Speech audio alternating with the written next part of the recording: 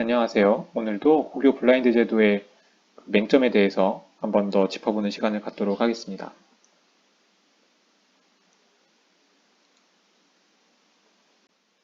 고교 서열화가 확인됐다는 얘기도 했었고요. 실태 조사를 해보니까 과학고, 외고, 자사고, 일반고 순으로 고교 서열화가 있더라 라는 결과를 얻었는데요. 그래서 이제 대책으로 비교과 자소서를 모두 폐지한다. 세부 능력 특기사항으로 간다. 라고 하고 서류도 블라인드로 다 진행하기로 했다라는 거죠. 왜냐하면 공정성을 유지하기 위해서. 자, 그런데 이게 지금 과학고 학생이었기 때문에 합격했냐? 라는 게 문제인 거잖아요. 근데 지금 보시면 고교 등급제 사례는 확인을 못했대요. 그러니까 마음속으로 과학고니까 붙여주고 외고니까 붙여주고 가점을 주고 이런 건 없었다는 거죠. 예.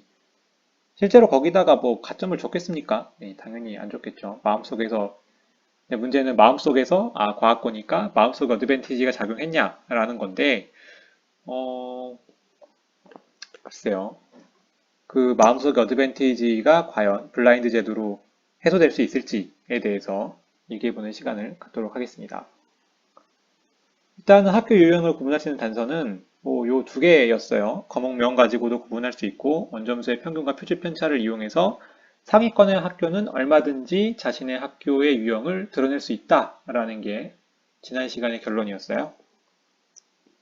자, 그러면 이거 없이도 그냥 이거 없이 평가한다고 또 가정을 해보죠. 왜냐면은 맹점이 생기면 또 어떻게든 쳐낼 테니까요. 일단 학생부 종합전형을 저 인서울의 학교에서 합격 때 내신을 분포를 따져보면 대부분 일반고 학생들이 많이 차지하고 있긴 하지만 좀 낮은 내신에서는 특목 자사고 학생들도 많이 뽑혀 나가죠. 1.0에서 2.5등급 사이의 일반고 학생들이 굉장히 많이 뽑혀 나가고요. 뭐 인서울 끝자락까지는 뭐 생각하면 3.5 등급까지도 어느 정도 생각할 수가 있어요. 그래서 뭐 주로 낮은 내신 합격자는 특목고 자사고죠. 일반고에서 뽑히는 경우가 거의 없어요. 일반고에서 6, 7등급 넘어가는데 학생부 종합전형에서 뽑혀갔다? 굉장히 특이한 케이스겠죠.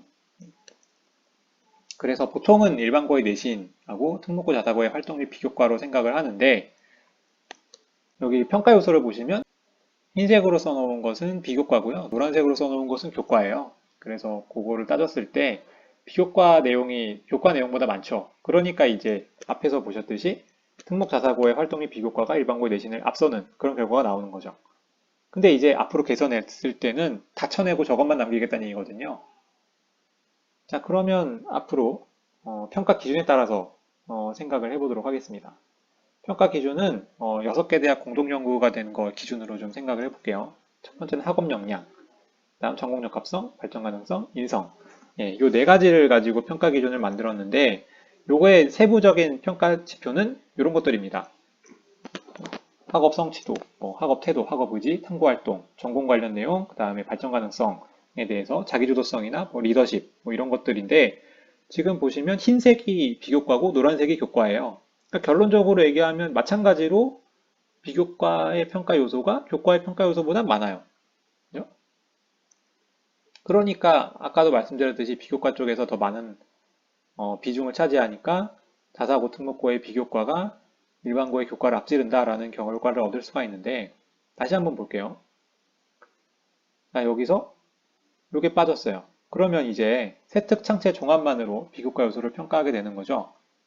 그러니까 비교과 요소가 많이 줄고 한 절반 절반 이렇게 됐는데 그럼 과연 이렇게 됐을 때 교과 요소가 많이 들어갈 수 있느냐에 대해서 생각을 해보자는 거죠. 현재 자소서가 폐지된 학교들이 꽤 있죠. 네. 자, 자소서가 폐지되면 학생 스스로 지원 동의나 성장 과정을 작성하는 과정이 이제 없어요. 그러니까 자소서가 없기 때문에 다 학교에 써준 대로 간단 말이에요. 그러면 자소서 첨삭 안 받으니까 오히려 사교육 비용 줄고 외부 요인이 없어지는 거 아니냐라고 생각할 수 있는데 저는 그렇게 생각하지 않아요. 왜냐하면 나머지 생기부는 그러면은 누가 써주냐는 거예요. 자, 학교에서 결국 써주는 건데 학교 생활기록부 기재요령에 의하면 세분용 특기사항이 수행평가나 집필평가를 기반으로 한 학생의 성취도와 성장 과정을 작성하도록 유도하고 있어요. 예, 이 생기부 기재요령, 교육청에서 배포하는 거에 의하면 그러고 있는데 그러면 학교에서 시행하는 수행평가가 모두 동일하지가 않잖아요. 그러면은 이 전공적합성이나 세특을 진로 관련 세특을 써주는 학교와 그렇지 않고 그냥 숙제 검사하고 과제 잘 했는지 이거 체크하고 그 다음에 멘토링 했는지 체크하고 이걸로 하는 수행평가랑 완전 그 수행평가의 질이 달라지니까 나오는 세특의 질도 달라지거든요. 이게 지금 문제입니다. 그러니까 자소서가 폐지된다고 했을 때 외부 요인을 없애니까 좋다라고 생각할 수도 있지만 오히려 세특 때문에 벌어진 학교 간의 차이를 줄일 수 있는 여지가 없어지는 것도 한몫할 수 있어요. 그래서 오히려 자소서가 폐지됐을 때 일반고가 유리하다? 이렇게 생각할 수는 없다고 저는 생각이 돼요. 만약에 독서, 수상이 폐지가 된다고 하면 그러니까 일반고 학생들은 수상한 거 위주, 독서 위주로 보통 생기부를 시작을 하는데 그게 없어지니까 좀 막막한 거죠. 세특을 가지고 내가 학과를 지원하고 학교를 지원해야 되는 상황이니까요. 자소서도 없으니까 이거 자율이나 진로나 행발이나 이런 것도 만들기가 쉽지 않단 말이에요. 그러면 결국 수상이나 독서에 관한 내용을 행발이나 이런 데 적절하게 끌고 와서 써야 되는데 그럼 기존에 있던 내용들을 지우고 수상 독서를 결국 채우는 과정이 되니까 오히려 쓸 수 있는 내용이 좀 더 줄어들게 되죠. 그러니까 일반고에서 할 수 있는 일들이 굉장히 한정되어 있기 때문에 오히려 비교과 영역에서 세특의 비중을 넓히는 것밖에 안 돼요. 그렇게 되면 아까 얘기했듯이 세특은 결국 학교의 시스템이나 학교의 교육 계획에 따라서 엄청 격차가 벌어지기 때문에 학교의 시스템에 따라서 평가 점수가 달라질 수밖에 없어요. 그러니까 이거는 과연 공정하냐?